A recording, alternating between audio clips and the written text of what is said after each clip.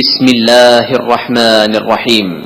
يا أيها الناس اتقوا ربكم الذي خلقكم من نفس واحدة وخلق منها زوجها وبث منهما رجالا كثيرا ونساء واتقوا الله الذي تساءلون به والأرحام إن الله كان عليكم رقيبا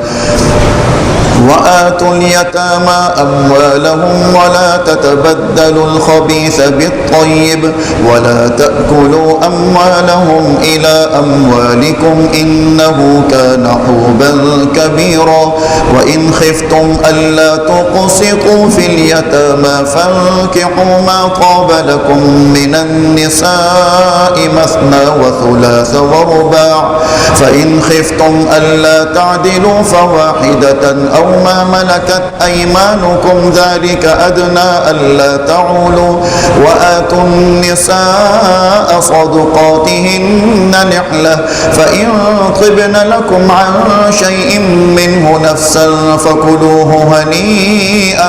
مريئا ولا تؤتوا السفهاء أموالكم التي جعل الله لكم قياما وارزقوهم فيها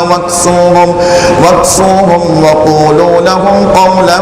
معروفا وابتلوا اليتامى حتى إذا بلغوا النكاح فإن آنستم منهم رشدا فادفعوا إليهم أموالهم ولا تأكلوها إسرافا وبدارا أن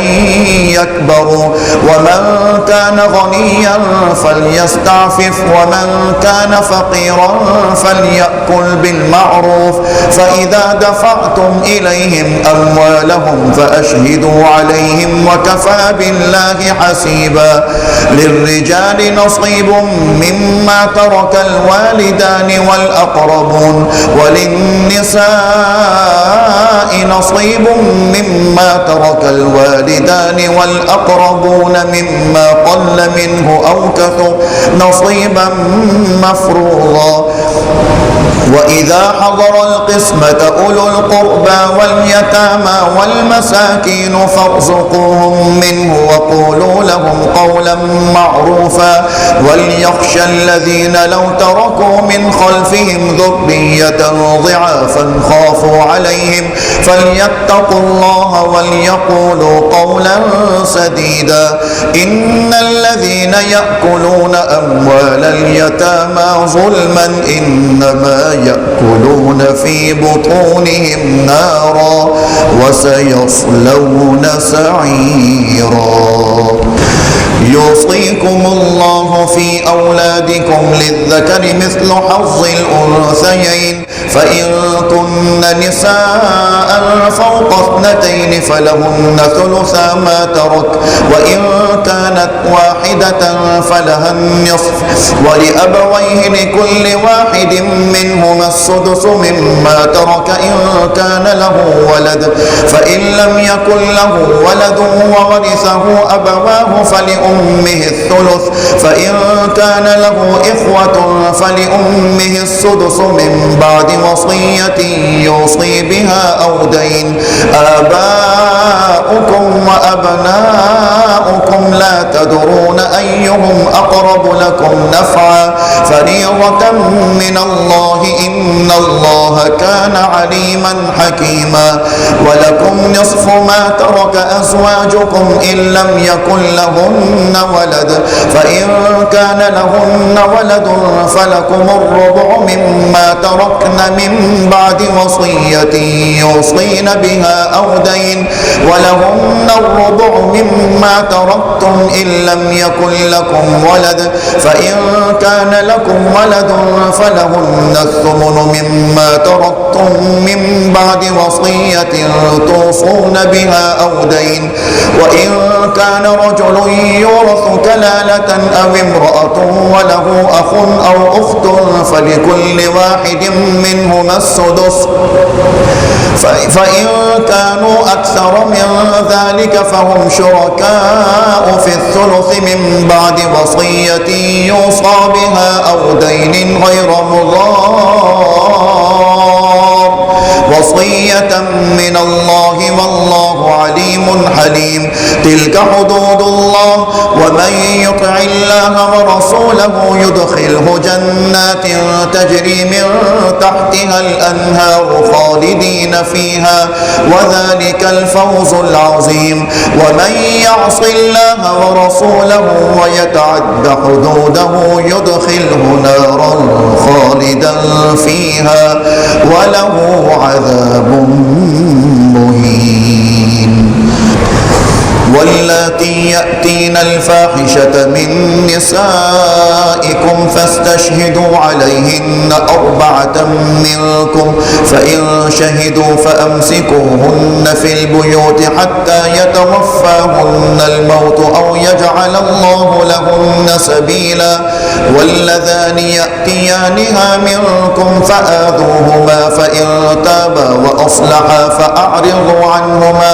إن الله كان توابا رحيما. إنما التوبة على الله للذين يعملون السوء بجهالة ثم يتوبون من قريب فأولئك يتوب الله عليهم وكان الله عليما حكيما. وليست التوبة للذين يعملون السيئات حتى إذا حضر أحدهم الموت قال إني تبت الآن وللذين يموتون وهم كفار أولئك أعتدنا لهم عذابا أليما.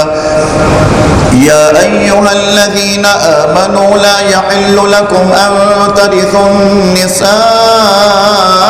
كرها ولا تعضلوهن لتذهبوا ببعض ما آتيتموهن إلا أن يأتين بفاحشة مبينة وعاشروهن بالمعروف فإن كرهتموهن فعسى أن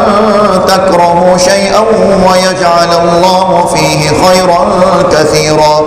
وإن أردتم استبدال زوج مكان زوج وآتيتم إحداهن قنطارا فلا تأخذوا منه شيئا أتأخذونه بهتانا وإثما مبينا. وكيف تأخذونه وقد أفضى بعضكم إلى بعض وأخذن منكم ميثاقا غليظا. ولا تنكحوا ما نكح آباؤكم من النساء إلا ما قد سلف إنه كان فاحشة ومقتا وساء سبيلا. حرمت عليكم أمهاتكم وبناتكم وأخواتكم وعماتكم وخالاتكم وبنات الأخ وبنات الأخت وأمهاتكم اللاتي أرضعنكم وأخواتكم من الرضاعة وأمهات نسائكم وربائبكم اللاتي في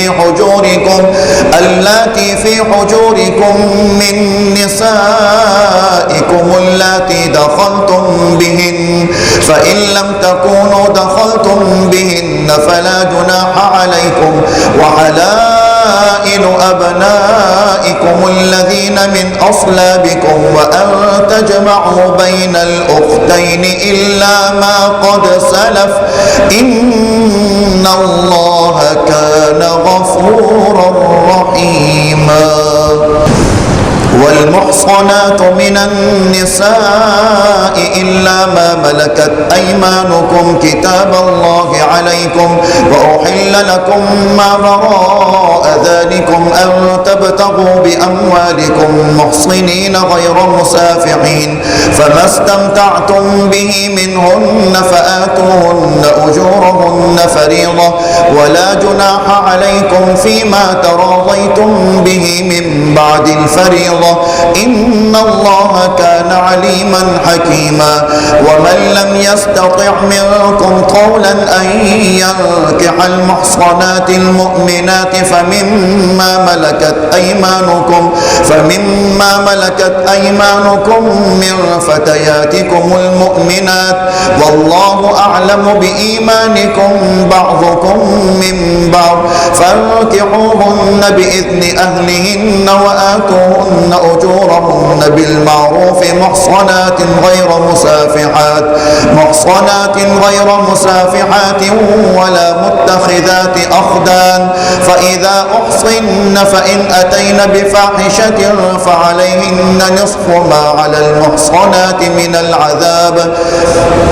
ذلك لمن خشي العنة منكم وأن تصبروا خير لكم والله غفور رحيم يريد الله ليبين لكم ويهديكم سنن الذين من قبلكم ويتوب عليكم والله عليم حكيم والله يريد أن يتوب عليكم ويريد الذين يتبعون الشهوات أن تميلوا ميلا عظيما يريد الله أن يخفف عنكم وخلق الإنسان ضعيفا يا أيها الذين آمنوا لا تأكلوا أموالكم بينكم بالباطل إلا أن تكون تجارة عن تراض منكم ولا تقتلوا أنفسكم إن الله كان بكم رحيما ومن يفعل ذلك عدوانا وظلما فسوف نصليه نارا وكان ذلك على الله يسيرا إن تجتنبوا كبائر ما تنهون عنه نكفر عنكم سيئاتكم وندخلكم مدخلا كريما ولا تتمنوا ما فضل الله به بعضكم على بعض للرجال نصيب مما اكتسبوا وللنساء نصيب مما اكتسبن واسألوا الله من فضله إن الله كان بكل شيء عليما ولكل جعلنا موالي مما ترك الوالدان والأقربون والذين عقدت أيمانكم فآتوهم نصيبهم إن الله كان على كل شيء شهيدا الرجال قوامون على النساء بما فضل الله بعضهم على بعض وبما أنفقوا من أموالهم فالصالحات قانتات حافظات للغيب بما حفظ الله واللاتي تخافون نشوزهن فعظوهن واهجروهن في المضاجع واضربوهن فإن أطعنكم فلا تبغوا عليهن سبيلا إن الله كان عليا كبيرا وإن خفتم شقاق بينهما فبعثوا حكما من أهله وحكما من أهلها إن يريدا إصلاحا يوفق الله بينهما إن الله كان عليما خبيرا واعبدوا الله ولا تشركوا به شيئا وبالوالدين إحسانا وبذي القربى واليتامى والمساكين والجار ذي القربى والجار الجنب والصاحب بالجنب وابن السبيل وما ملكت أيمانكم إن الله لا يحب من كان مختالا فخورا الذين يبخلون ويأمرون الناس بالبخل ويكتمون ما آتاهم الله من فضله وأعتدنا للكافرين عذابا مهينا والذين ينفقون أموالهم رئاء الناس ولا يؤمنون بالله ولا باليوم الآخر ومن يكن الشيطان له قرينا فساء قرينا وماذا عليهم لو آمنوا بالله واليوم الآخر وأنفقوا مما رزقهم الله وكان الله بهم عليما إن الله لا يظلم مثقال ذرة وإن تك حسنة يضاعفها ويؤت من لدنه أجرا عظيما فكيف إذا جئنا من كل أمة بشهيد وجئنا بك على هؤلاء شهيدا يومئذ يود الذين كفروا وعصوا الرسول لو تسوى بهم الأرض ولا يكتمون الله حديثا. يا أيها الذين آمنوا لا تقربوا الصلاة وأنتم سكارى حتى تعلموا ما تقولون ولا جنبا إلا عابري سبيل حتى تغتسلوا وإن كنتم مرضى أو على سفر أو جاء أحد منكم من الغائط أو لامستم النساء فلم تجدوا ماء فتيمموا صعيدا طيبا فامسحوا بوجوهكم وأيديكم إن الله كان عفوا غفورا. ألم تر إلى الذين أوتوا نصيبا من الكتاب يشترون الضلالة ويريدون أن تضلوا السبيل والله أعلم بأعدائكم وكفى بالله وليا وكفى بالله نصيرا. من الذين هادوا يحرفون الكلم عن مواضعه ويقولون سمعنا وعصينا واسمع غير مسمع وراعنا ليا بألسنتهم وطعنا في الدين ولو أنهم قالوا سمعنا وأطعنا واسمع وانظرنا لكان خيرا لهم وأقوم ولكن لعنهم الله بكفرهم فلا يؤمنون إلا قليلا.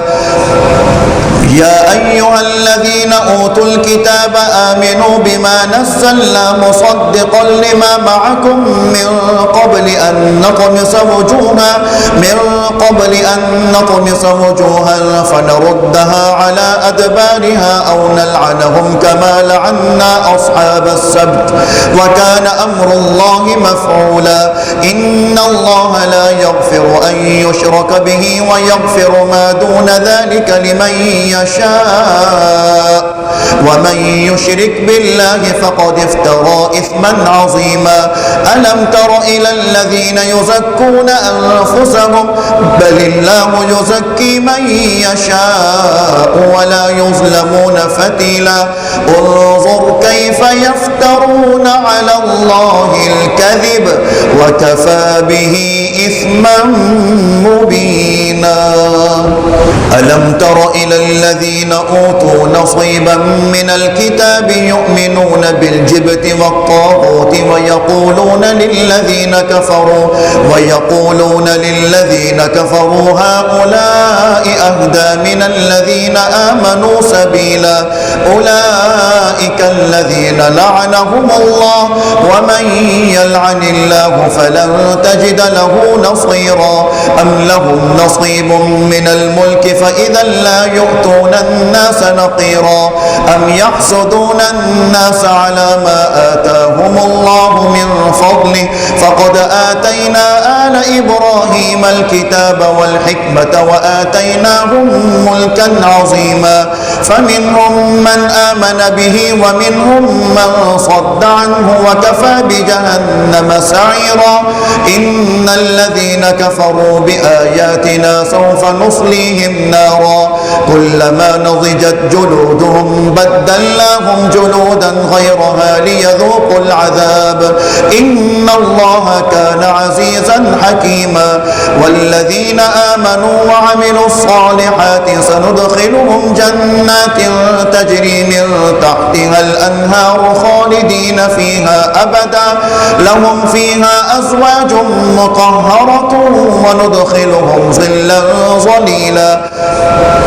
إن الله يأمركم أن تؤدوا الأمانات إلى أهلها وإذا حكمتم بين الناس أن تحكموا بالعدل إن الله نعم ما يعظكم به إن الله كان سميعا بصيرا. يا أيها الذين آمنوا أطيعوا الله وأطيعوا الرسول وأولي الأمر منكم فإن تنازعتم في شيء فردوه إلى الله والرسول إن كنتم تؤمنون بالله واليوم الآخر ذلك خير وأحسن تأويلا.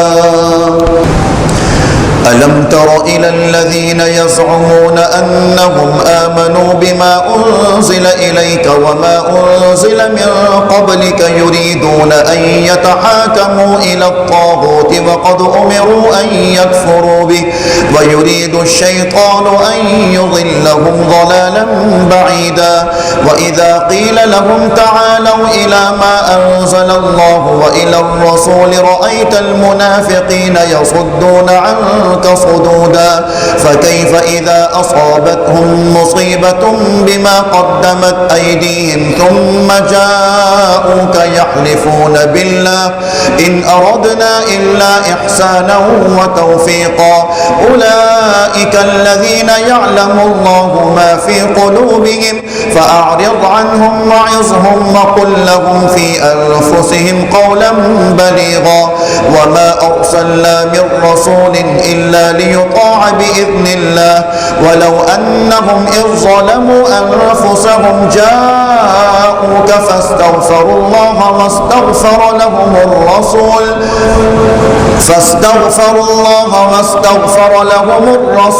لوجدوا الله توابا رحيما فلا وربك لا يؤمنون حتى يحكموك فيما شجر بينهم ثم لا يجدوا في أنفسهم حرجا مما قضيت ويسلموا تسليما ولو أنا كتبنا عليهم أن اقتلوا أنفسكم أو اخرجوا من دياركم ما فعلوه إلا قليل منهم ولو أنهم فعلوا ما يوعظون به لكان خيرا لهم وأشد تثبيتا وإذا لآتيناهم من لدنا أجرا عظيما ولهديناهم صراطا مستقيما ومن يطع الله والرسول فأولئك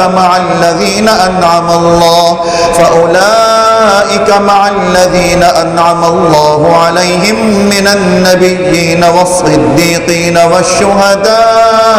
والصالحين وحسن أولئك رفيقا ذلك الفضل من الله وكفى بالله عليما يا أيها الذين آمنوا خذوا حذركم فانفروا ثبات أو انفروا جميعا وإن منكم لمن ليبطئن فإن أصابتكم مصيبة قال قد أنعم الله علي إذ لم أكن معهم شهيدا ولئن أصابكم فضل من الله ليقولن كأن لم تكن بينكم وبينه مودة يا ليتني كنت معهم فأفوز فوزا عظيما فليقاتل في سبيل الله الذين يشرون الحياة الدنيا بالآخرة ومن يقاتل في سبيل الله فيقتل أو يغلب فسوف نؤتيه أجرا عظيما وما لكم لا تقاتلون في سبيل الله والمستضعفين من الرجال والنساء والبلدان الذين يقولون ربنا أخرجنا من هذه القرية الظالم أهلها واجعل لنا من لدنك وليا واجعل لنا من لدنك نصيرا الذين آمنوا يقاتلون في سبيل الله والذين كفروا يقاتلون في سبيل الطاغوت فقاتلوا أولياء الشيطان إن كيد الشيطان كان ضعيفا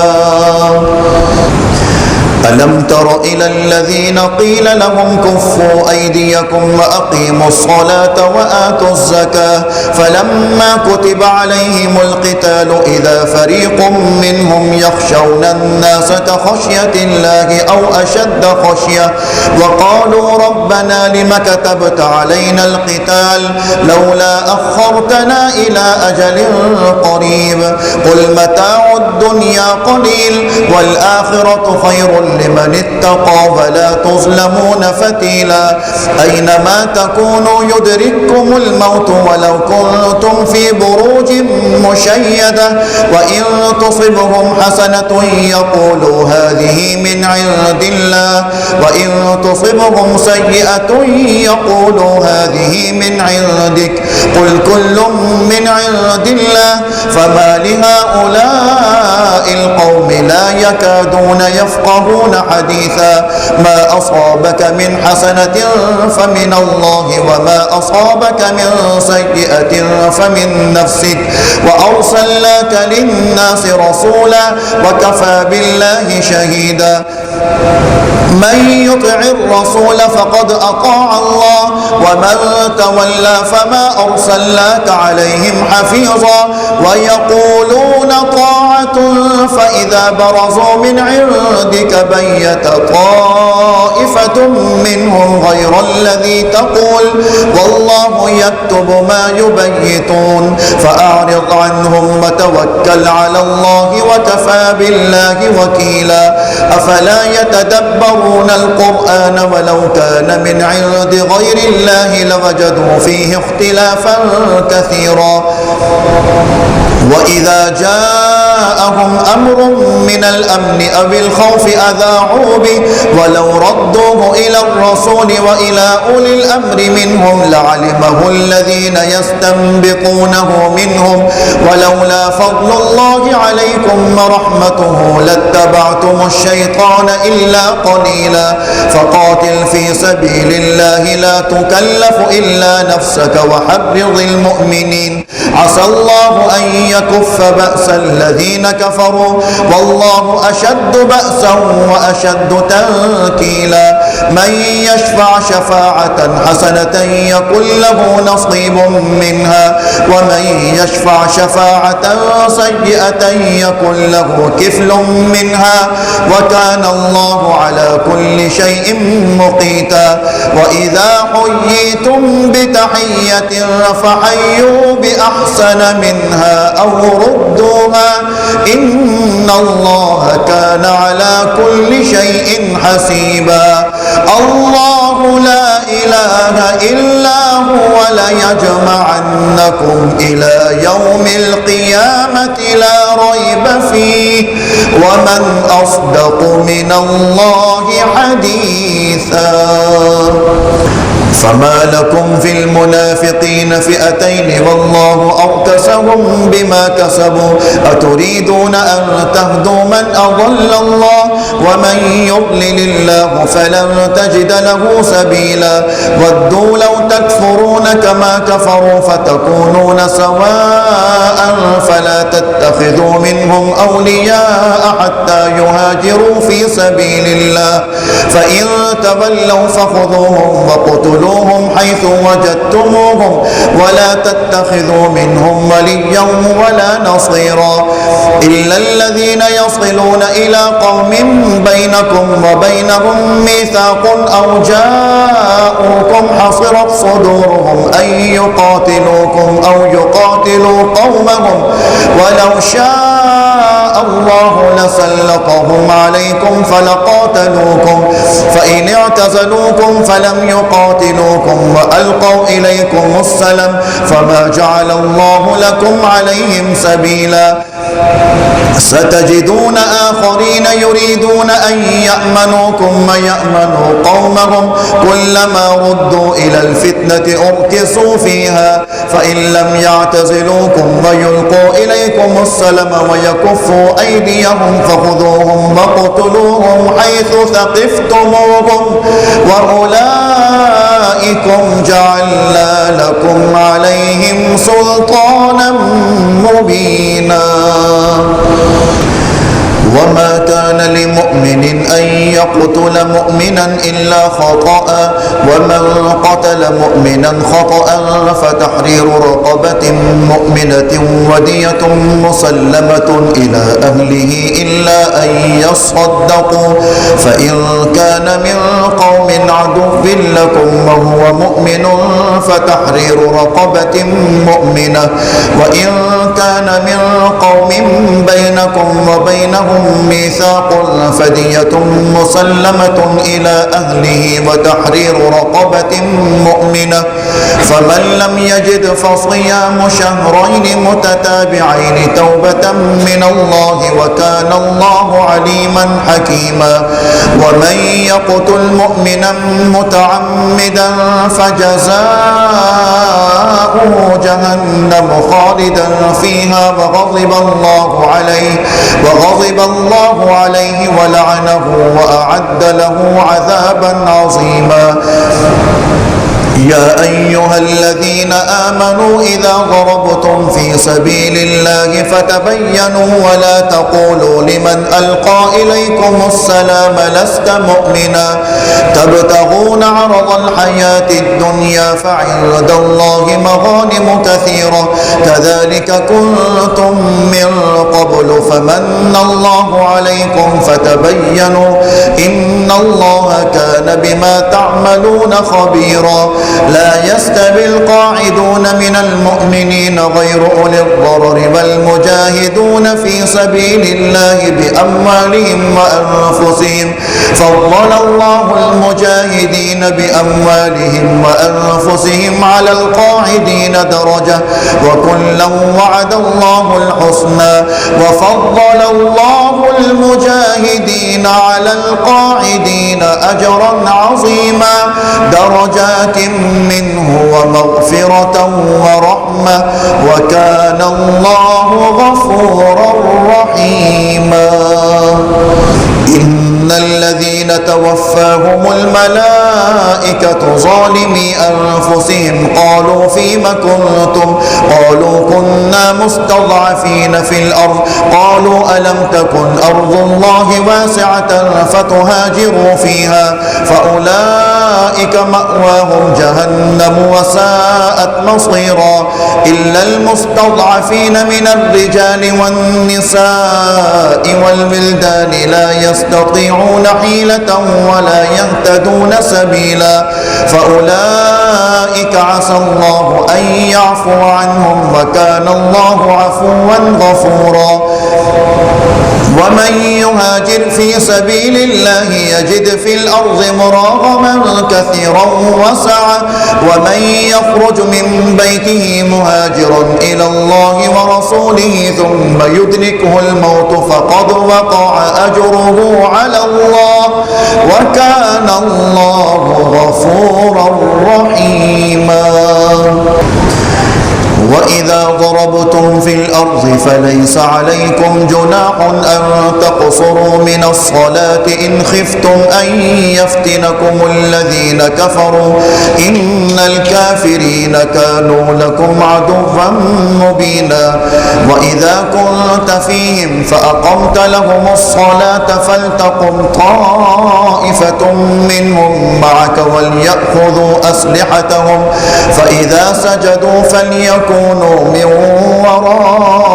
ورائكم ولتأت طائفة أخرى لم يصلوا فليصلوا معك وليأخذوا حذرهم وأسلحتهم ود الذين كفروا لو تغفلون عن أسلحتكم وأمتعتكم فيميلون عليكم ميلة واحدة ولا جناح عليكم إن كان بكم أذى من مطر أو كنتم مرضى أن تضعوا أسلحتكم وخذوا حذركم إن الله أعد للكافرين عذابا مهينا فإذا قضيتم الصلاة فاذكروا الله قياما وقعودا وعلى جنوبكم فإذا اطمأننتم فأقيموا الصلاة إن الصلاة كانت على المؤمنين كتابا موقوتا ولا تهنوا في ابتغاء القوم إن تكونوا تألمون فإنهم يألمون كما تألمون وترجون من الله ما لا يرجون وكان الله عليما حكيما إنا أنزلنا إليك الكتاب بالحق لتحكم بين الناس بما أراك الله ولا تكن للخائنين خصيما واستغفر واستغفر الله إن الله كان غفورا رحيما ولا تجادل عن الذين يختانون أنفسهم إن الله لا يحب من كان خوانا أثيما يستخفون من الناس ولا يستخفون من الله وهو معهم إذ يبيتون ما لا يرضى من القول وكان الله بما يعملون محيطا ها أنتم هؤلاء جادلتم عنهم في الحياة الدنيا فمن يجادل الله عنهم يوم القيامة أم من يكون عليهم وكيلا ومن يعمل سوءا أو يظلم نفسه ثم يستغفر الله يجد الله غفورا رحيما ومن يكسب إثما فإنما يكسبه على نفسه وكان الله عليما حكيما ومن يكسب خطيئة أو إثما ثم يرم به بريئا فقد احتمل بهتانا وإثما مبينا ولولا فضل الله عليك ورحمته لهمت طائفة منهم أن يضلوك وما يضلون إلا أنفسهم وما يضرونك من شيء وأنزل الله عليك الكتاب والحكمة وعلمك ما لم تكن تعلم وكان فضل الله عليك عظيما لا خير في كثير من نجواهم إلا من أمر بصدقة أو معروف أو إصلاح بين الناس ومن يفعل ذلك ابتغاء مرضات الله فسوف نؤتيه أجرا عظيما ومن يشاقق الرسول من بعد ما تبين له الهدى ويتبع غير سبيل المؤمنين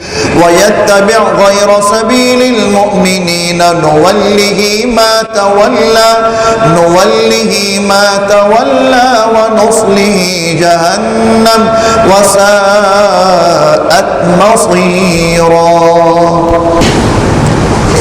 إن الله لا يغفر أن يشرك به ويغفر ما دون ذلك لمن يشاء ومن يشرك بالله فقد ضل ضلالا بعيدا إن يدعون من دونه إلا إناثا وإن يدعون إلا شيطانا مريدا لعنه الله وقال لأتخذن من عبادك نصيبا مفروضا ولأضلنهم ولأمنينهم ولآمرنهم فليبتكن آذان الأنعام ولآمرنهم فليغيرن خلق الله ومن يتخذ الشيطان وليا من دون الله فقد خسر خسرانا مبينا يعدهم ويمنيهم وما يعدهم الشيطان إلا غرورا أولئك مأواهم جهنم ولا يجدون عنها محيصا والذين آمنوا وعملوا الصالحات سندخلهم جنات تجري من تحتها الأنهار خالدين فيها أبدا وعد الله حقا ومن أصدق من الله قيلا ليس بأمانيكم ولا أماني أهل الكتاب من يعمل سوءا يجز به ولا يجد له من دون الله وليا ولا نصيرا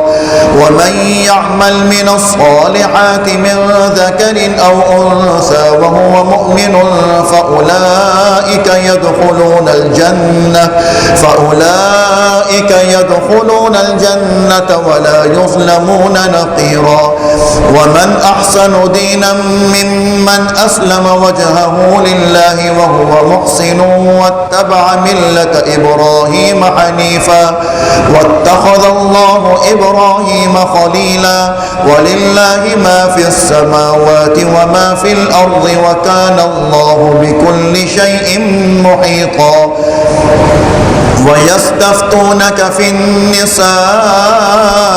قل الله يفتيكم فيهن وما يتلى عليكم في الكتاب في يتامى النساء اللاتي لا تؤتونهن ما كتب لهن وترغبون أن تنكحوهن والمستضعفين من البلدان وأن تقوموا لليتامى بالقسط وما تفعلوا من خير فإن الله كان به عليما. وإن امرأة خافت من بعلها نشوزا أو إعراضا فلا جناح عليهما أن يصلحا بينهما صلحا والصلح خير وأحضرت الأنفس الشح وإن تحسنوا وتتقوا فإن الله كان بما تعملون خبيرا. ولن تستطيعوا أن تعدلوا بين النساء ولو حرصتم فلا تميلوا كل الميل فتذروها كالمعلقة وإن تصلحوا وتتقوا فإن الله كان غفورا رحيما. وإن يتفرقا يغن الله كلا من سعته وكان الله واسعا حكيما. ولله ما في السماوات وما في الأرض ولقد وصينا الذين أوتوا الكتاب من قبلكم وإياكم أن اتقوا الله وإن تكفروا فإن لله ما في السماوات وما في الأرض وكان الله غنيا حميدا. ولله ما في السماوات وما في الأرض وكفى بالله وكيلا. إن يشأ يذهبكم أيها الناس ويأتي بآخرين وكان الله على ذلك قديرا. من كان يريد ثواب الدنيا فعند الله ثواب الدنيا والآخرة وكان الله سميعا بصيرا. يا أيها الذين آمنوا كونوا قوامين بالقسط شهداء لله ولو على أنفسكم أو الوالدين والأقربين إن يكن غنيا أو فقيرا فالله أولى بهما فلا تتبعوا الهوى أن تعدلوا وإن تلووا أو تعرضوا فإن الله كان بما تعملون خبيرا. يا أيها الذين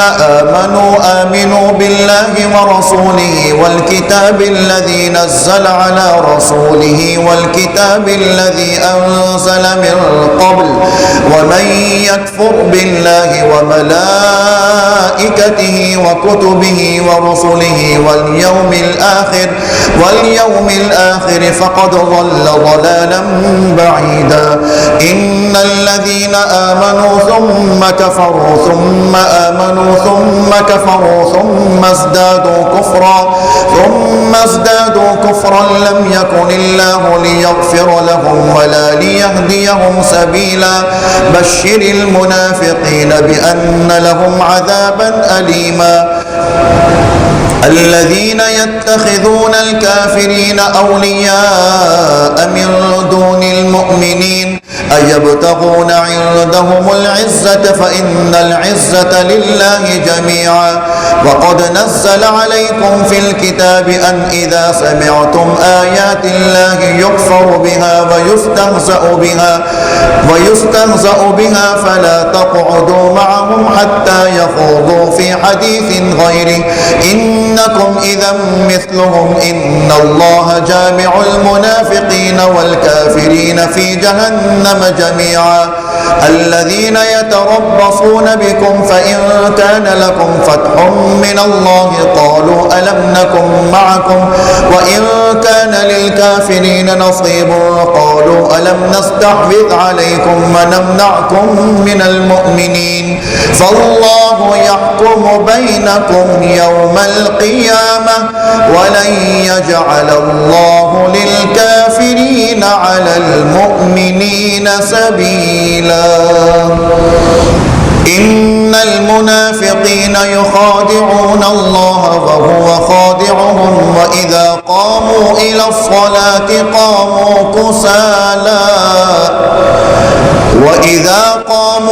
الصلاة قاموا كسالى يراءون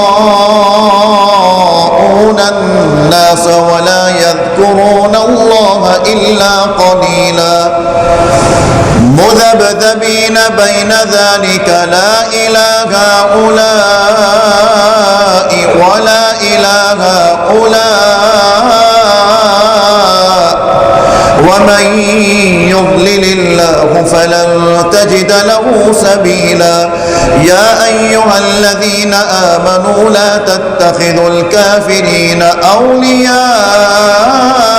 من دون المؤمنين أتريدون أن تجعلوا لله عليكم سلطانا مبينا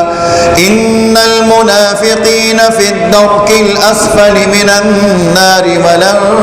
تجد لهم نصيرا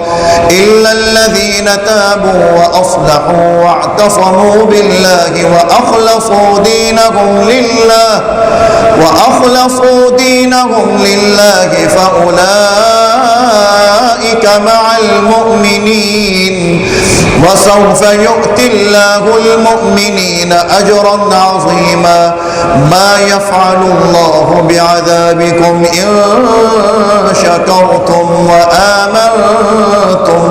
وكان الله شاكرا عليما لا يحب الله الجهر بالسوء من القول إلا من ظلم وكان الله سميعا عليما إن تبدوا خيرا أو تخفوه أو تعفوا عن سوء فإن الله كان عفوا قديرا إن الذين يكفرون بالله ورسله ويريدون أن يفرقوا بين الله ورسله ويقولون نؤمن ببعض ونكفر ببعض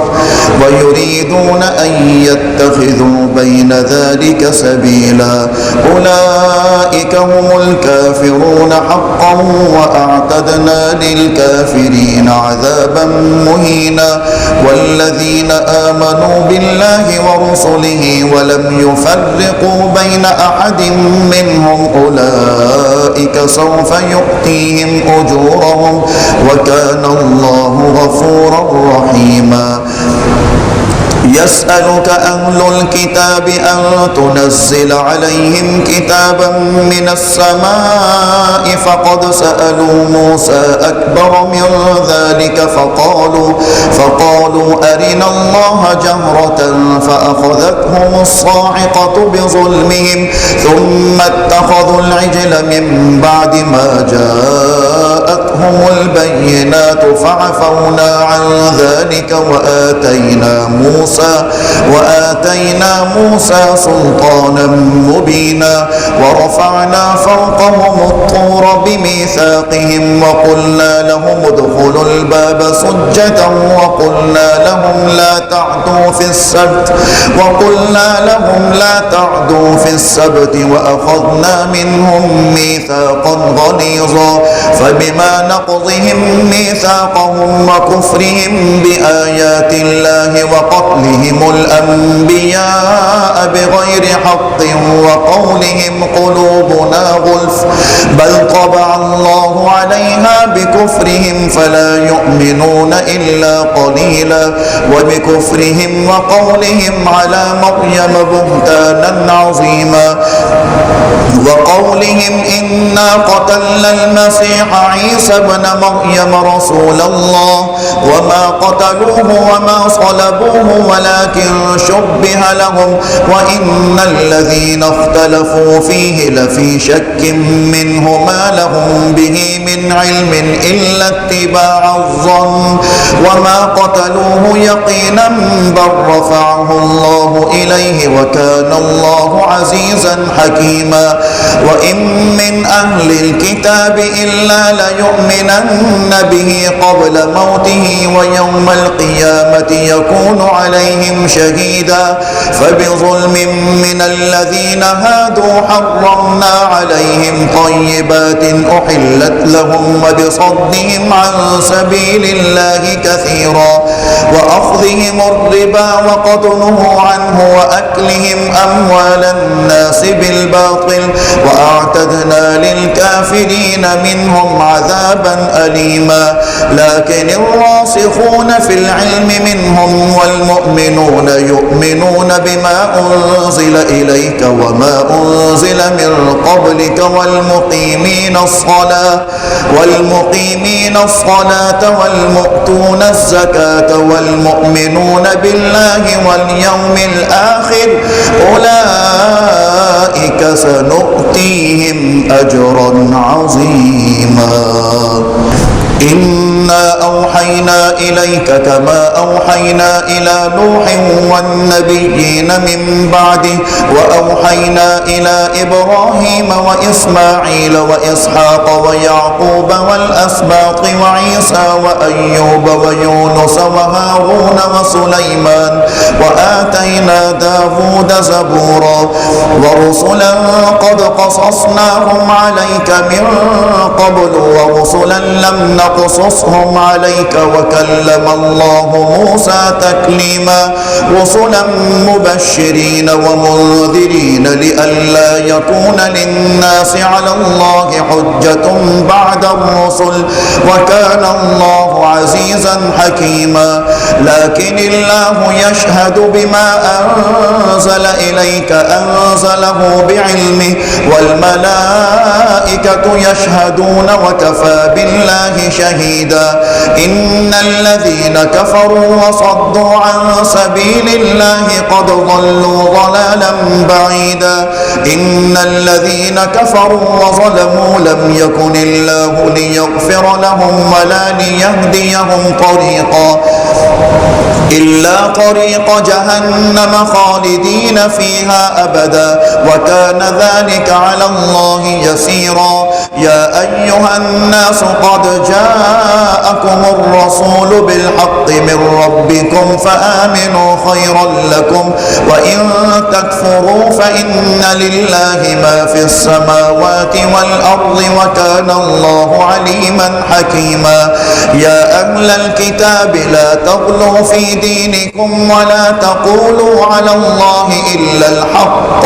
إنما المسيح عيسى ابن مريم رسول الله وكلمته ألقاها إلى مريم وروح منه فآمنوا بالله ورسله ولا تقولوا ثلاثة انتهوا خيرا لكم إنما الله إله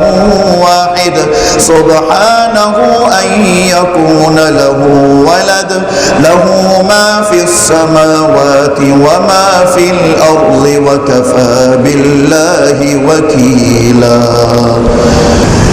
لن يستنكف المسيح أن يكون عبدا لله ولا الملائكة المقربون ومن يستنكف عن عبادته ويستكبر فسيحشرهم إليه جميعا فأما الذين آمنوا وعملوا الصالحات فيوفيهم أجورهم ويزيدهم من فضله وأما الذين استنكفوا واستكبروا فيعذبهم عذابا أليما ولا يجدون لهم من دون الله وليا